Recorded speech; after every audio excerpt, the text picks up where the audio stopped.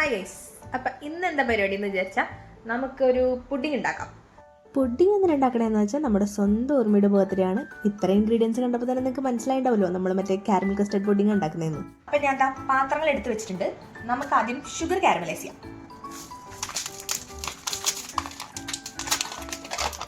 ചൂടായിട്ടുണ്ടാവും എന്ന് വിചാരിക്കാം.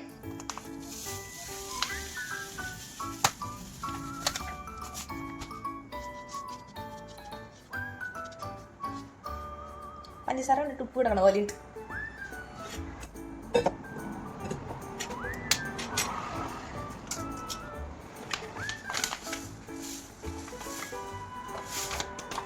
ഇത് ഞാൻ പ്രത്യേകിച്ച് അളവൊന്നുമില്ല, ഏകദേശം നമ്മുടെ ഒരു ധാരണയ്ക്ക് അനുസരിച്ച് ഇങ്ങനെ ഇടും. എന്നിട്ട് നമുക്ക് ഈ മുട്ടേനെ പഞ്ചസാരയും മുട്ടയും കൂടി ബീറ്റ് ചെയ്യാം.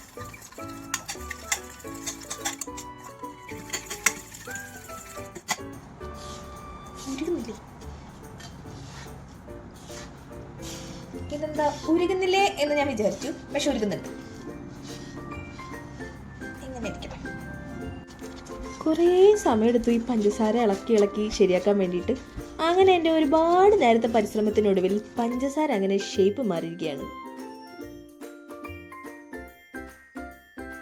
അപ്പം ഉണ്ടാക്കിയ കാരമൽ സോസ് ചൂടാറുന്നതിന് മുന്നേ സെറ്റ് ചെയ്യാൻ വെക്കുക എന്നുള്ളതാണ് അടുത്ത പരിപാടി. ഇല്ലെങ്കിൽ അത് ആ ഫ്രൈ പാനിൽ ഇരുന്ന് സെറ്റായി പോകും.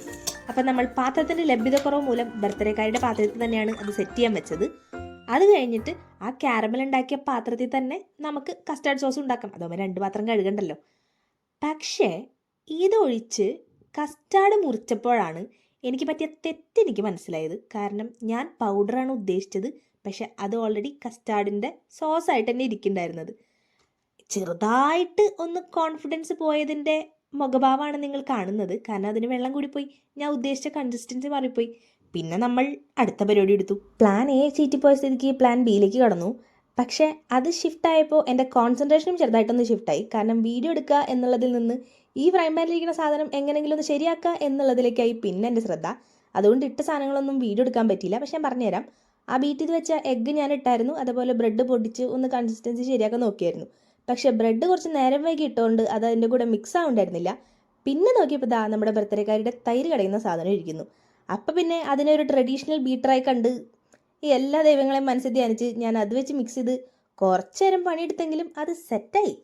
ആ നേരം കൊണ്ട് നമ്മുടെ കാരമൽ ഇവിടെ നല്ല സെറ്റായി അടിപൊളിയായിട്ടിരിക്കുന്നുണ്ടായിരുന്നു. അപ്പോൾ ഉണ്ടാക്കി വെച്ച മിക്സിന് ഒന്നും കൂടി ഇളക്കി ഈ പാത്രത്തിൽ ഒഴിച്ച് ഒരു ഫോയിൽ പേപ്പറൊക്കെ വെച്ച് കവർ ചെയ്ത് കുക്കറിൽ സ്റ്റീം ചെയ്യാൻ വയ്ക്കാൻ വേണ്ടി എടുത്തപ്പോഴാണ് എനിക്ക് പറ്റിയ അടുത്ത അബദ്ധം എനിക്ക് മനസ്സിലായത്.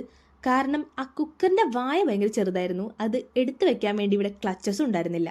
പിന്നെ 12 മണിക്ക് മുന്നേ ഇതായില്ലെങ്കിലോ എന്ന് വിചാരിച്ച് 2 ദിവസം മുന്നേ എൻ്റെ ബർത്ത്ഡേ ആരും ആഘോഷിക്കില്ലല്ലോ എന്ന് പറഞ്ഞ് വിഷമിച്ചിരിക്കുന്ന ഊർമിക്ക് വേഗം കുറച്ച് പായസം ഉണ്ടാക്കി കൊടുത്തു.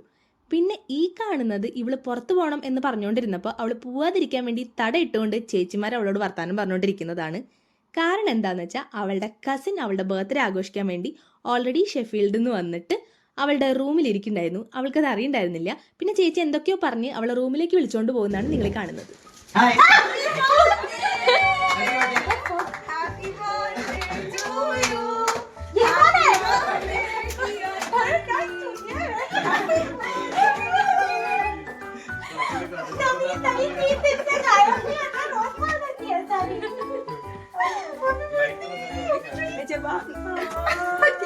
एकदा ओपन करून बघ ना, झाला असेल त्याचा वेगळा तो पुरा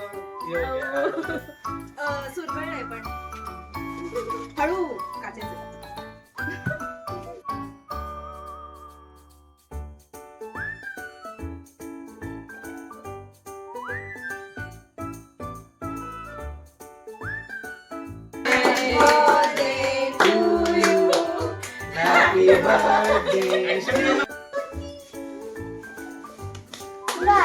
ഞാൻ ഉണ്ടാക്കിയതാന്നോ? YouTube video. അങ്ങനെ കേക്കൊക്കെ കട്ട് ചെയ്ത് ഫ്രണ്ട്സൊക്കെ പോയി കഴിഞ്ഞപ്പോഴാണ് ഫ്രിഡ്ജിൽ ഇരുന്ന് റെസ്റ്റ് എടുക്കുന്നതെന്ന പുഡിംഗ് സെറ്റായത്. അതിനെ പുറത്തെടുത്ത് വളരെ സൂക്ഷിച്ച് ഡീമോൾഡ് ചെയ്ത് ഒരുവിധം ആ പ്ലേറ്റിൽ പൊട്ടിയില്ല എന്നുള്ള പോലെ സെറ്റ് ചെയ്ത് വെച്ചപ്പോഴാണ് ബർത്ത്ഡേക്കാരി വന്ന് ഓൾറെഡി വീഴാനിരുന്ന എൻ്റെ പുഡിങ്ങിനെ വീഴ് എന്ന് പറഞ്ഞ് തള്ളിയിട്ടത്.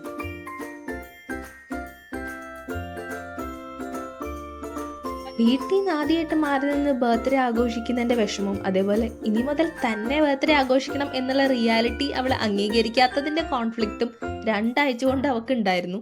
ആരും എൻ്റെ ബർത്ത്ഡേ ആഘോഷിക്കില്ല എന്നുള്ള പോയിന്റിൽ നിന്ന് 2-3 വട്ടം കേക്ക് കട്ട് ചെയ്യാൻ കിട്ടിയതുകൊണ്ടാണോ ഈ സെറ്റാവാത്ത പുഡിങ് അവൾ ഇത്ര സന്തോഷിച്ച് കഴിക്കുന്നത് എന്ന് എനിക്ക് അറിഞ്ഞൂടാ.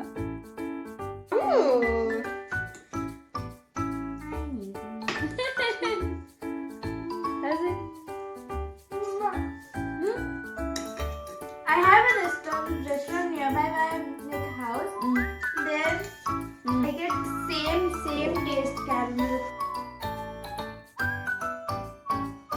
Oh, so good. Wow.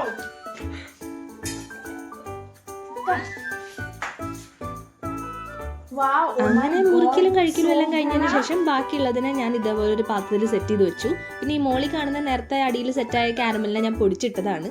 അത് കഴിഞ്ഞ് എനിക്ക് ക്ലാസ് ഉണ്ടായിരുന്നു. ക്ലാസ്സിൽ പോയി വന്നപ്പോൾ ഞങ്ങൾ 3 ആളും കൂടി പുറത്തു പോയി അവളുടെ ബർത്ത്ഡേയുടെ കുറച്ച് പരിപാടിയൊക്കെ. ഫോട്ടോ എടുക്കുന്ന പ്രഹസനത്തിൽ ഉർമി. എൻ്റെ വീഡിയോ കണ്ടുകൊണ്ടിരിക്കുന്നവരുടെ പ്രത്യേക ശ്രദ്ധയ്ക്ക് ഇത് കഴിഞ്ഞ് ലൈക്കും സബ്സ്ക്രൈബും കൂടി ഒന്ന് ചെയ്തേക്കണേ. അപ്പോൾ ബർത്ത്ഡേ സ്പെഷ്യൽ ഫോട്ടോഷൂട്ടും ഫുഡ് കഴിക്കലും ഒക്കെ കഴിഞ്ഞ് ഞങ്ങൾ തിരിച്ചു പോന്നു. അപ്പോൾ ഇതൊക്കെയായിരുന്നു ഇന്നത്തെ പരിപാടി. അപ്പോൾ